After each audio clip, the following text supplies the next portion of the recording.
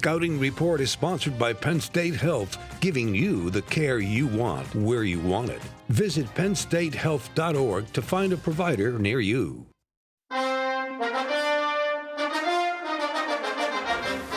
We are back on Nittany Game Week. Time for our scouting report. Our two coaches have been more like professors on the program this year, educating the audience on what to expect in an upcoming game and why or why not something worked in a previous contest. It is the end of our season. Coach Paterno and Coach Bradley offer some perspective about the state of the program and discuss an issue growing in prominence.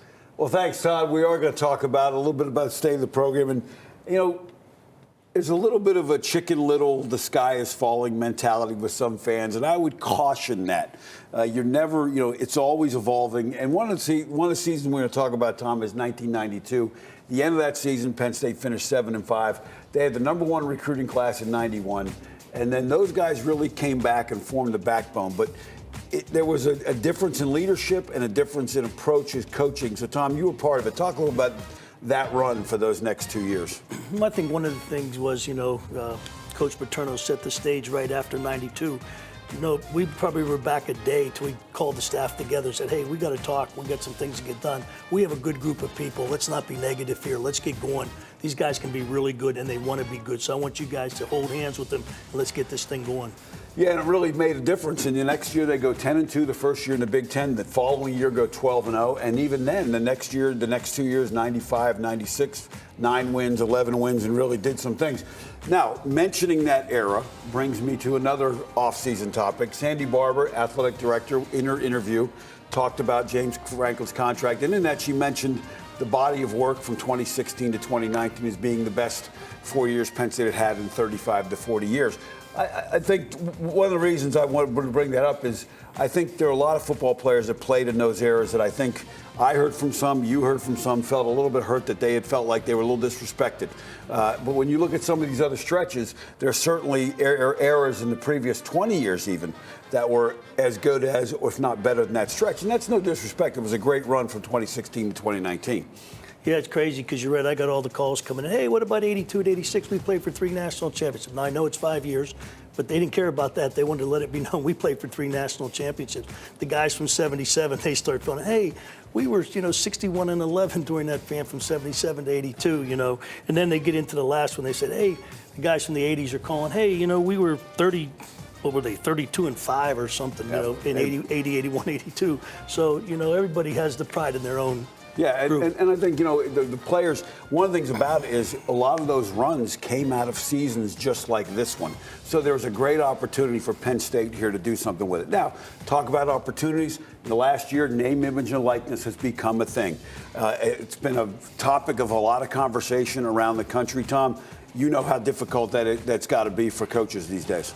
Yeah, it's an unfamiliar territory that they're all trying to figure it out and what's the best way to handle it. Because there's a lot of things that, when you start talking to people, a lot of variables. I don't even know if a lot of people, administrators, players, parents have figured out yet that there's going to be a lot of different And things you led happening. me right to where I wanted to go, Tom. Players and parents, and we're going to talk next. Todd, we did an interview with Courtney Ultimus from Team Ultimus. And they have been, the things you're going to hear from her are very important for parents and players to understand name, image, and likeness. And with that, Todd, we'll send it back over to you, the name, image, and likeness star of our crew. Thanks, guys. Outstanding job in the scouting report all year long. Now, much of the name, image, and likeness issue is about educating the players and the parents. That's where companies like Team Ultimus enter the equation. They were already involved in financial literacy with athletes before NIL. Now they can step in and help the families keep from getting burned in a potential deal. What they don't know and what they have to pay attention to is the ongoing monitoring. You look at so many of the horror stories around professional athletes. Most times, it's not a fraudulent person looking to commit fraud and steal from that athlete. It's somebody who the athlete trusts, and the relationship starts off well, and it goes south, and it goes south quickly. So with those two elements, we educate them on filtering all of the calls and incoming inquiries, and then what to look for, and then what to look for going forward. That's really important information for everyone interested in the subject, especially athletes thinking about a name, image, and likeness deal. You can see the entire interview with Courtney at our website, NittanyGameWeek.com. Well, the football team didn't get the W at the Outback. The Blue Band sure rocks on the road, especially on New Year's Eve. We catch up with them at the Battle of the Bands at Tampa's Busch Gardens. They crushed it. And then later in Ybor City for the Outback Bowl Parade, they steal the show in the downtown district.